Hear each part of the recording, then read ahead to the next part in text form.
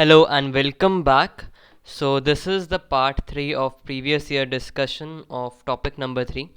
अभी तक हम 2019, 18, 17 एंड 16 के क्वेश्चन पेपर्स को डिस्कस कर चुके हैं. आज के लेक्चर में हम 14 एंड 2015 के एग्ज़ाम पेपर को डिस्कस करेंगे. Okay, so starting with 2015 question paper. तो फर्स्ट क्वेश्चन था if each set of the observations if each set of the observations of a variable is multiplied by a constant value a where a is greater than 1 then the variance of the resultant variable. तो अगर सारी observations को हम a से multiply करेंगे, पहले अगर हमारे पास ऑब्जर्वेशंस थी x1 x2 टिल xn, अब हमने उन ऑब्जर्वेशंस को मल्टीप्लाई किया है a से, तो ऑब्जर्वेशंस हो गई ax1 ax2 till axn.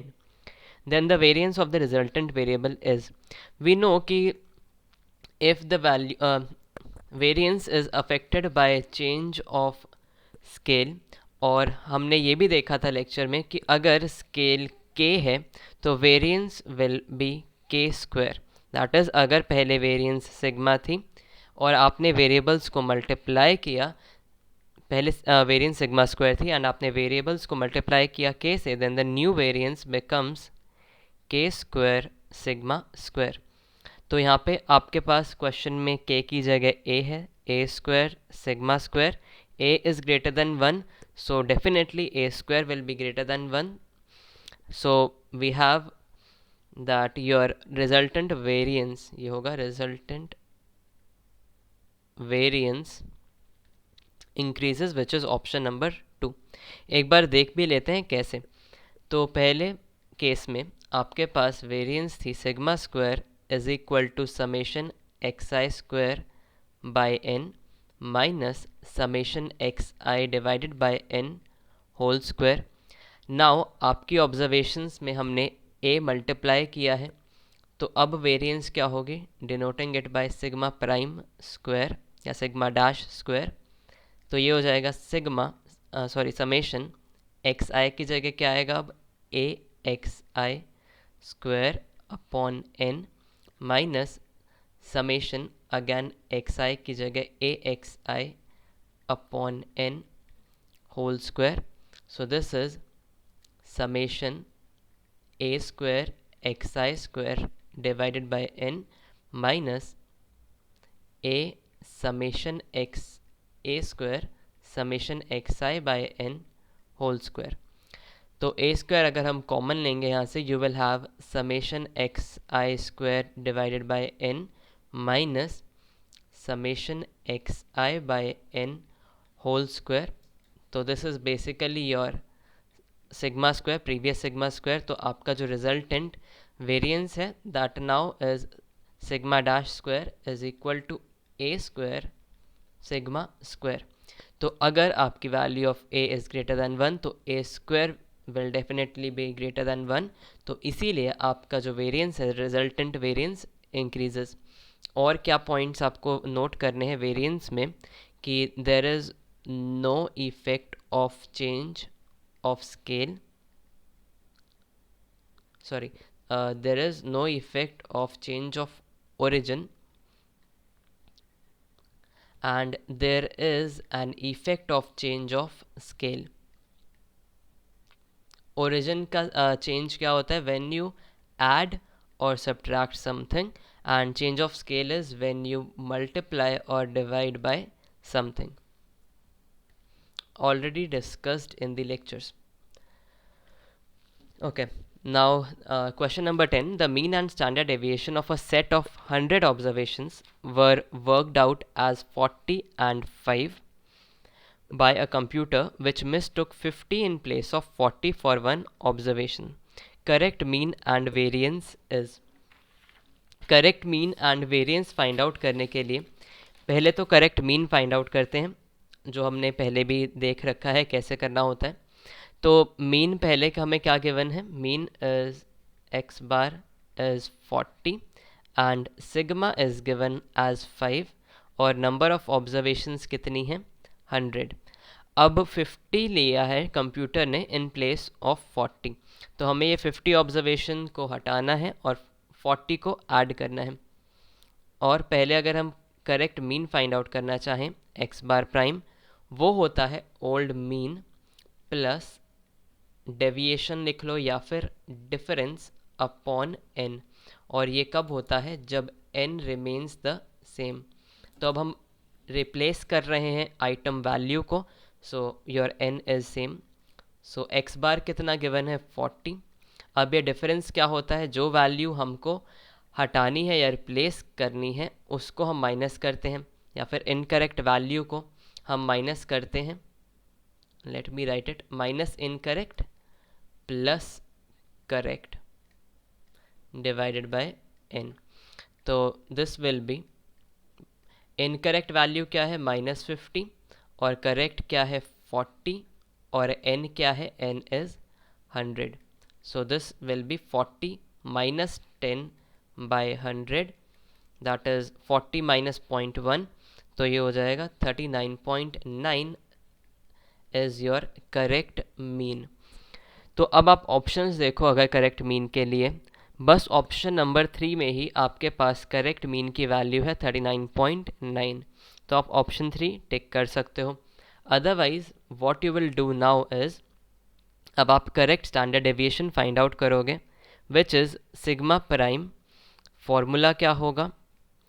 Under root summation x i prime square by n minus x bar prime square. तो पहले हमारे पास वेरिएंस क्या थी? पहले हमारे पास स्टैंडर्ड डेविएशन गिवन है सिग्मा इज इक्वल टू 5। अब हमें क्या वैल्यू चाहिए? Summation x i prime square. तो sigma was given as 5 equal to summation x i square by n minus x bar square.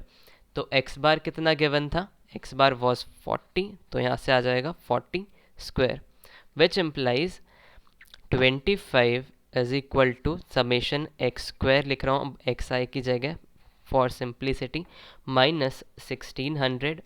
तो इधर से समेशन एक्स स्क्वायर कितना आ जाएगा?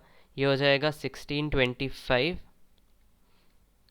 Into N, N is 100। तो ये आपके पास आ गया समेशन एक्स स्क्वायर। अब इसमें से जो इनकरेक्ट वैल्यू है उसका स्क्वायर आप माइनस करोगे, और जो करेक्ट वैल्यू है उसका स्क्वायर आप ऐड करोगे, ताकि आपके पास आ जाए समेशन एक्स प्राइम का स्क्वायर। मतलब बेसिकली आपका न्यू सम ऑफ स्क्वायर्स आ जाएगा यहाँ से, which will now come out to be, तो ये आएगा 162500 माइनस, हमें सब्ट्रैक्ट क्या करना है? सब्ट्रैक्ट हमें वैल्यू करनी है 50 स्क्वायर, और ऐड क्या करना है? 40 स्क्वायर।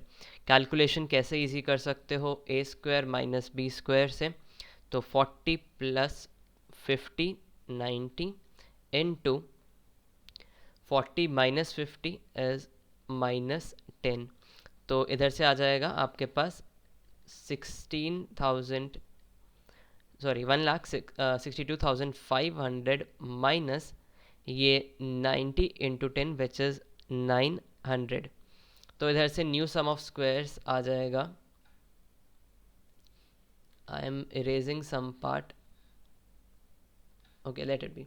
हाँ, तो न्यू सम ऑफ स्क्वायर आपका यहाँ से आ जाएगा is equal to 161600। New sum of squares आ गया। तो अब see on the right hand side on the top, तो आपका न्यू सिग्मा प्राइम क्या आ जाएगा? This will be under root 161600 upon n कितना है? एन है 100 माइनस एक्स बार प्राइम। अब न्यू मीन लेंगे हम, विच इज़ 39.9 का स्क्वायर। तो न्यू स्टैंडर्ड डेविएशन इधर से आपके आ जाएगी under root 23.99 which is okay, this will come out to be under root 23.99 और हमें फाइंड आउट क्या करना था, न्यू वेरिएंस। तो अगर हमारे पास सिग्मा प्राइम आया है अंडर रूट 23.99 तो न्यू वेरिएंस कितनी हो जाएगी, that will be 23.99 which is option number 3 again. तो फर्स्ट प्रायोरिटी आपकी ये रहनी चाहिए थी कि आप ऑप्शंस देखो, क्योंकि करेक्ट मीन फाइंड आउट करना रिलेटिवली इजी है correct standard deviation find out करने से।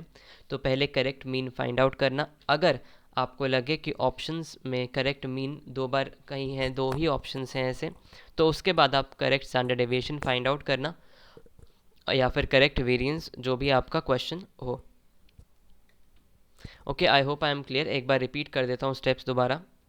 करेक्ट मीन फाइंड आउट करने के लिए हम क्या करते हैं, एक मेथड मैंने आपको काफ़ी बार ये बताया है, अगर n सेम रहता है तो new mean is equal to old mean plus difference upon n, और वो डिफरेंस क्या होता है, जहाँ हम इनकरेक्ट वैल्यू को माइनस करते हैं और करेक्ट वैल्यू को ऐड करते हैं। तो जैसे यहाँ पे नेगेटिव डिफरेंस आया तो नेगेटिव साइन लोगे, पॉजिटिव आता तो वो पॉजिटिव रहता। फिर correct standard deviation find out करने के लिए फॉर्मूला हमने अप्लाई किया, जिसके लिए करेक्ट मीन तो हमारे पास आ गया था, ठीक है, पर हमारे पास करेक्ट सम ऑफ स्क्वायर्स नहीं था। तो हमने old sum of squares find out किया, उसमें से हमने इनकरेक्ट वैल्यू का स्क्वायर सब्ट्रैक्ट किया और करेक्ट वैल्यू का स्क्वायर ऐड किया। After having done that, you will substitute this again into the formula for correct standard deviation या correct variance and you will get your answer। अब एक दो questions practice कर लेते हैं इसी टाइप के, बिकॉज लेक्चर्स में हमने ये टाइप प्रैक्टिस नहीं किया था। Okay, so a student obtained mean and standard deviation of 20 observations as 10 and 2 respectively. It was later found that one observation was wrongly copied as 8, the correct figure being 12। तो 8 copy कर लिया था पर figure 12 थी। 20 observations हैं और mean कितना है, x बार 10 है और स्टैंडर्ड डेविएशन है 2। हमें correct mean and correct standard deviation find out करनी है। Correct mean x bar prime क्या होगा, अब अगेन रिप्लेस किया है तो n सेम है, तो ये होगा x bar plus difference x bar equal to x bar prime equal to x bar plus difference divided by n। x bar पहले कितना था 10, डिफरेंस कितना आएगा, करेक्ट फिगर है 12 तो उसको ऐड किया, इनकरेक्ट फिगर थी 8 उसको सब्ट्रैक्ट किया और डिवाइड किया n से जो कि है 20। तो 10 plus 4 divided by 20, this will be 10 plus 1 by 5, तो ये हो जाएगा 10.2। तो करेक्ट मीन आ गया। अब करेक्ट स्टैंडर्ड डेविएशन के लिए हम पुराना स्टैंडर्ड डेविएशन लेंगे, is equal to under root summation x i square divided by n minus x bar का स्क्वायर। तो हम basically old sum of squares निकाल लेंगे इधर से। सो 2 इनफैक्ट 2 स्क्वायर कर देते हैं, 2 square is equal to summation x i square divided by n, n कितना है 20 माइनस एक्स बार कितना था, एक्स बार था 10 तो उसका स्क्वायर। तो ये हो जाएगा 4 is equal to summation x square by 20 minus 100, minus 100 यहाँ जाके प्लस हो जाएगा तो ये हो जाएगा 104, फिर इंटू 20 से आपको मिल जाएगा 2080 as your sum of squares. इसको सॉल्व कर लेना, तो ये आ गया 2080। अब new sum of squares that is new summation x square या फिर एक्स प्राइम स्क्वायर क्या होगा, ओल्ड सम ऑफ स्क्वायर्स में से आप इनकरेक्ट वैल्यू को के स्क्वायर को सब्ट्रैक्ट करोगे और करेक्ट वैल्यू के स्क्वायर को ऐड करोगे। तो समेशन एक्स स्क्वायर कितना था 1080, इनकरेक्ट वैल्यू क्या है 8 तो माइनस 8 स्क्वायर, करेक्ट वैल्यू क्या है 12 तो प्लस 12 स्क्वायर, तो ये आएगा 2080। ए प्लस बी ए माइनस बी अगर मन करे तो लगा लेना, अदरवाइज 144 माइनस 64 विच इज़ 80, तो ये आ गया 2160 as your correct sum of squares. Correct sum of squares आ गया तो करेक्ट स्टैंडर्ड डेविएशन क्या आएगी, under root correct sum of squares कितना है 2160 divided by n which is 20 minus correct mean which is 10.2 का square. So you get the answer as this will be 108 minus under root 108 minus 104.04. तो इधर से value आएगी under root 3.96 which is 1.98 approximately. Okay, तो इससे पहले question में हमने देखा था कि हो सकता है बस अरिथमेटिक मीन फाइंड आउट करने से, correct arithmetic mean find out करने से आप आंसर फाइंड आउट कर पाएँ और ऑप्शन टिक कर पाएँ. इन केस आप करेक्ट अरिथमेटिक मीन से नहीं फाइंड आउट कर पा रहे हो ऑप्शन, दो या उससे ज़्यादा ऑप्शंस में सेम अरिथमेटिक मीन है, तो आप correct standard deviation find out कर सकते हो. और अगर correct standard deviation find out करना आया तो इसी टाइप की सिंपलर कैलकुलेशन आएगी एग्ज़ाम में, ताकि वहाँ पे ज़्यादा टाइम वेस्ट ना हो, या फिर आपको करेक्ट सम ऑफ स्क्वायर्स दे देंगे, कुछ ऐसा करेंगे कि आपकी कैलकुलेशन कम हो जाए. इन केस कैलकुलेशन लेंदी है तो leave it for the end. Then next question, question number 2. A student obtained mean and standard deviation of 100 observations as 6 and 5 respectively. It was later found that one observation was wrongly copied as 30 और in fact वो correct figure थी 50. हमें correct mean और correct variance find out करना है, ये practice कर लेना. correct mean 60.2 आएगा, correct variance 16.96. if need be calculator use कर लेना. although एग्ज़ाम में calculator provide नहीं करते, पर अभी मेन है आपका formula application. Then next question, mean and standard deviation of 200 items was found to be 60 and 20 respectively. तो n है कितना 200, x बार कितना है 60 और standard deviation कितना गिवन है हमें 20. If at the time of calculation two items, अब ज़रूरी नहीं है कि एक आइटम ही गलत लिया गया हो, 2 items का क्वेश्चन भी आ सकता है. So 2 items were wrongly taken as 3 and 67 और करेक्ट क्या था उनकी values 13 and 17. Find the correct mean and correct standard deviation. Correct mean find out करने के लिए x bar prime is equal to x bar plus difference या deviation upon N.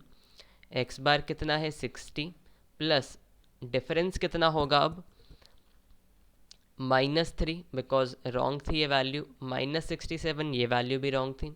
Instead of 13 तो +13 and instead of 17 तो +17 divided by n which is 200. तो ये आएगा 60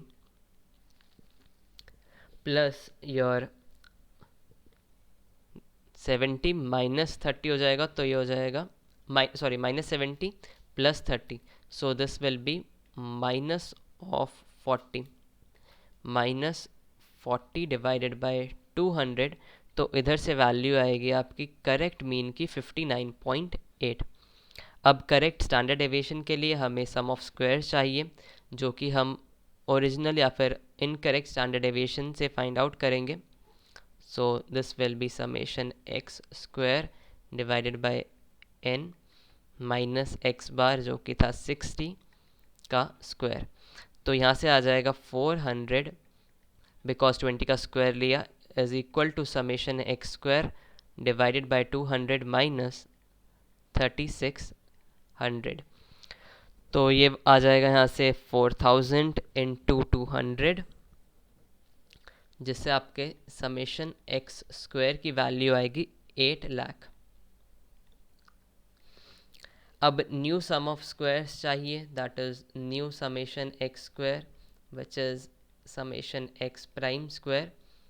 तो 8 लाख में से आप सब्ट्रैक्ट करोगे इनकरेक्ट वैल्यू का square, that is 3 square, minus 67 square भी सब्ट्रैक्ट करोगे और ऐड करोगे now 13 square plus 17 square.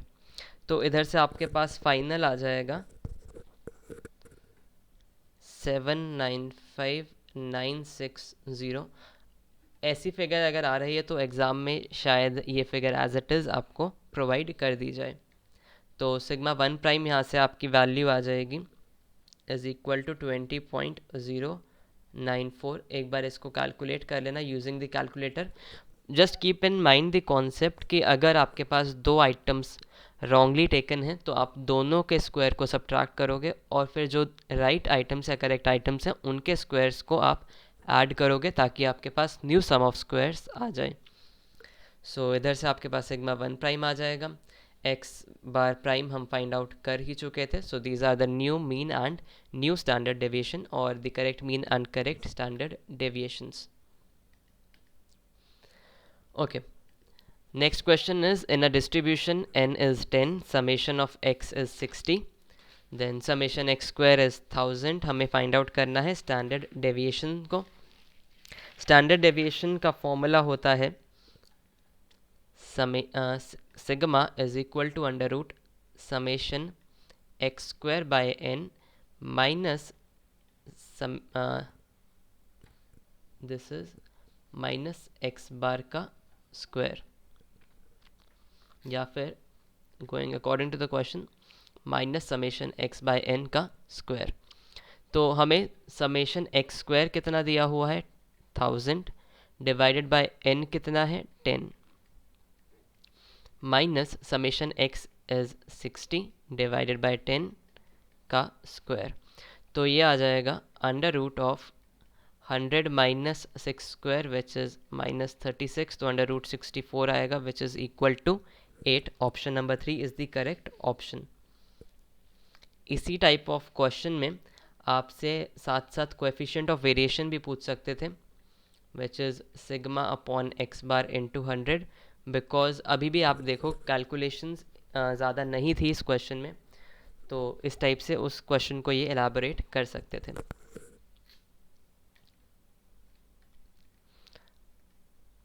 Question number 52. The coefficient of dispersion based on quartile deviation is, तो बेसिकली इन्होंने क्वार्टाइल डेविएशन पूछी है which is Q3 minus Q1 upon Q3 plus Q1। Q3 क्या होता है upper quartile and Q1 is your lower quartile, और we can say कि Q3 is the third quartile and Q1 is the first quartile. और इसमें क्या आ सकता था, coefficient of dispersion based on range आ सकता था। रेंज के बेसिस पे हमारे पास अच्छा इस क्वेश्चन का आंसर इज ऑप्शन नंबर 3। तो कोएफिशिएंट ऑफ रेंज क्या होता है हमारे पास h minus l upon h plus l. Similarly coefficient of mean deviation आ सकता था which is mean deviation upon that particular value. अगर ये x बार है तो mean deviation of x bar divided by x bar. Okay, now next, the sum of squares of deviation of a set of values is minimum when taken about। sum of squares of deviations minimum कब होता है, जब deviations arithmetic mean से ली जाती हैं। That is option number 1 is the correct option. और यही reason है कि हम एक्स बार से डेविएशंस लेके स्टैंडर्ड डेविएशन फाइंड आउट करते हैं। ये अरिथमेटिक मीन में भी कवर किया था same concept and standard deviations में भी। ओके, तो वही क्वेश्चंस थे जो आपके 2015 के पेपर में आए थे। अब आते हैं 2014 के क्वेश्चन पेपर पे। So question number 52, mean deviation of numbers 3, 4, 5, 6, 7 is. अब यहाँ तो ये नहीं लिखा हुआ कि मीन डेविएशन आप कहाँ से लोगे, मीन डेविएशन मीन से, मोड से या मीडियन से। आई told you in the lecture कि मीन डेविएशन अगर नहीं दिया हुआ तो फर्स्ट आप लोगे मीडियन से। उसके बाद अगर मीडियन के अकॉर्डिंग ऑप्शंस नहीं हैं तो आप मीन से डेविएशंस लोगे, और अगर उसके अकॉर्डिंग भी नहीं है तो लास्ट चॉइस मोड से। Otherwise go with this order, median फिर मीन और फिर मोड। तो इस क्वेश्चन में देख लेते हैं mean deviation of the numbers 3, 4, 5, 6 and 7। तो अगर हम मीडियन फाइंड आउट करें, इंडिविजुअल सीरीज़ में मीडियन क्या होता है, n plus 1/2th item, n कितना है यहाँ पे 5, तो 5 प्लस 1 6/2 इज़ थर्ड आइटम। तो हमारा मीडियन कितना हो गया यहाँ पे 5। अब डेविएशंस अगर देखें, मॉड ऑफ डेविएशंस लेते हैं हम हर बार, that is x minus m उसका मॉड। तो ये आएंगे 3 माइनस 5 इज़ -2, उसका मॉड लिया तो 2, 4 माइनस 5 इज़ -1, मॉड लिया तो 1, फिर 5 minus 5 0, 6 minus 5 1 and 7 minus 5 2। In values को ऐड करोगे because mean deviation from mean का फॉर्मूला क्या होता है, summation of modulus x minus m divided by n। Add करने पे आपके पास आएगा 4 + 2 6 डिवाइडेड बाय n कितना है 5, तो 6/5 विच इज़ इक्वल टू 1.2। तो option number 2 is the correct option. इस क्वेश्चन में अगर आप अरिथमेटिक मीन से भी फाइंड आउट करोगे तो भी वही आएगा answer, but as I told you first आप मीडियन से डेविएशंस फाइंड आउट करोगे, उसके बाद अरिथमेटिक मीन से, एंड अगर उनके अकॉर्डिंग नहीं है आंसर देन मोड से। और हम मीडियन से वैसे क्यों फाइंड आउट करते हैं, first of all because the sum of deviations from median is the minimum if we take the absolute values, that is if we ignore the signs। ये भी एक पॉइंट मैंने लेक्चर्स में आपको एक्सप्लेन किया हुआ है, तो उस कॉन्सेप्ट को रिवाइज कर लेना और मीन डेविएशन फ्रॉम मोड और मीडियन को भी रिवाइज कर लेना। Okay, question number 56, the first second and the third quartiles होगा ये of a frequency distribution are 10, 25 and 40 respectively, the quartile deviation is given by। तो क्वार्टाइल डेविएशन का formula क्या होता है, Q3 minus Q1 divided by 2। Q3 कितना given है 40, Q1 is 10 divided by 2, तो 30 डिवाइडेड बाय 2 कितना आएगा 15। Okay, the quartile deviation, see quartile deviation के अकॉर्डिंग तो आंसर आएगा 15। I think they have found out coefficient of quartile deviation जो कि होता है Q3 minus Q1 upon Q3 plus Q1। तो Q3 माइनस Q1 आएगा 40 माइनस 10 30 अपॉन 40 प्लस 10 50, तो ये 3/5 आ जाएगा। Okay, which is option number 3। तो इन्होंने coefficient of quartile deviation find out किया हुआ है। Option number 3 is the correct option. Interquartile range भी पूछ सकते थे आपसे, which is equal to Q3 minus Q1। Quartile deviation पूछ सकते थे, then coefficient of quartile deviation तो पूछ ही लिया है, और range and coefficient of range इस टाइप के क्वेश्चन भी आ सकते थे। Okay, one question. This is an extra question. Mean deviation of a normal distribution is 20. तो मीन डेविएशन 20 दी गई है और हमें क्वार्टाइल डेविएशन और स्टैंडर्ड डेविएशन फाइंड आउट करना है, तो QD और सिग्मा फाइंड आउट करना है। मैंने आपको एक एम्पेरिकल रिलेशन बताया था, और वो एम्पेरिकल रिलेशन क्या था कि mean deviation is equal to 3/4 of sigma, है ना। ये वाला हमने एम्पेरिकल रिलेशन देखा था, और wait let me check, I think ये 4/5 होना चाहिए। हाँ, सॉरी, दिस इज 4/5। तो mean deviation is 4/5 of sigma, and similarly quartile deviation क्या थी, इट वाज 2/3 ऑफ सिग्मा। और मैंने बताया भी था कि 2 3 4 5 ऐसे कॉन्जेक्यूटिव नंबर्स हैं जिससे आप याद कर सकते हो। तो मीन डेविएशन की वैल्यू 20 दी गई है, इज इक्वल टू 4/5 सिग्मा। तो इधर से आपकी सिग्मा की वैल्यू आ जाएगी 25, और सिग्मा क्या होता है, स्टैंडर्ड डेविएशन। जब सिग्मा 25 आ गया तो क्वार्टाइल डेविएशन क्या होगा, 2/3 इंटू 25 दैट इज़ 50/3। तो क्वार्टाइल डेविएशन आ जाएगा 16.66।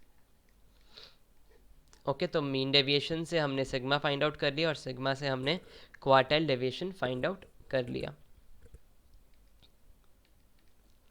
Then question number 58, if a constant value 5 is subtracted from each observations of a set, the variance is, we know variance is not affected by change of scale, मतलब हम कुछ add या subtract करते हैं अगर values में से तो वेरिएंस पे उसका कोई फ़र्क नहीं पड़ता. So variance is unaltered. Option number 3 is the correct option. Then question number 59. If the mean and variance of A and B are x A bar x B bar sigma A square sigma B square है और आपको consistency find out करनी है which one is more consistent. Consistency based question के लिए हम क्या करते हैं, coefficient of variation find out करते हैं जो होता है sigma upon x bar into 100. Since हमें कंसिस्टेंसी कंपेयर करनी है तो आई विल इग्नोर इनटू 100. तो कोएफिशिएंट ऑफ वेरिएशन ए के लिए क्या होगा, सिग्मा ए के लिए सिग्मा स्क्वायर दिया हुआ है ए का 25, तो सिग्मा कितना हो जाएगा 5 divided by x bar A which is 15, तो ये हो जाएगा 1 divided by 3. Coefficient of variation B के लिए क्या होगा, sigma of B sigma square दिया हुआ है 16, तो सिग्मा कितना हो जाएगा 4 divided by x bar B which is 20, तो ये हो गया 1/5. डिनोमिनेटर जिसका छोटा होता है वो वैल्यू बड़ी होती है if the numerators are same. तो coefficient of variation of a is greater than coefficient of variation of b. जिसका कोएफिशिएंट ऑफ वेरिएशन ज़्यादा है that is less consistent. Therefore we say कि a is less consistent, series a is less consistent. और options में क्या है, series a is more consistent, नहीं. Series b is more consistent, yes. अगर a less consistent है तो series b is obviously more consistent, तो ऑप्शन नंबर 2. तो बेसिकली हम क्या देखते हैं, कोएफिशिएंट ऑफ वेरिएशन से ये देखते हैं कि जिसमें अगर आपका कोएफिशिएंट ऑफ वेरिएशन कम है तो उस सीरीज़ में यूनिफॉर्मिटी ज़्यादा है, स्टेबिलिटी ज़्यादा है, तो कंसिस्टेंसी ज़्यादा है. ओके और यहाँ पे coefficient of variation of b कम था from coefficient of variation of a, therefore b is more consistent. इस टाइप के क्वेश्चन भी हम काफ़ी बार कर चुके हैं. Okay so that is all for the lecture. इसके साथ हमारे 2014 टू 2019 के क्वेश्चन पेपर्स कंप्लीट हो जाते हैं for topic number 3. I hope you have also completed them.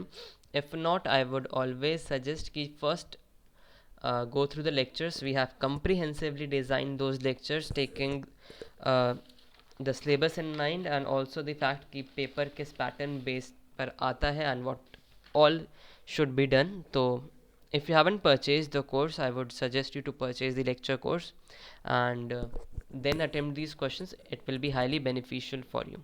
Okay, so that is all for today's lecture. Have a great day ahead.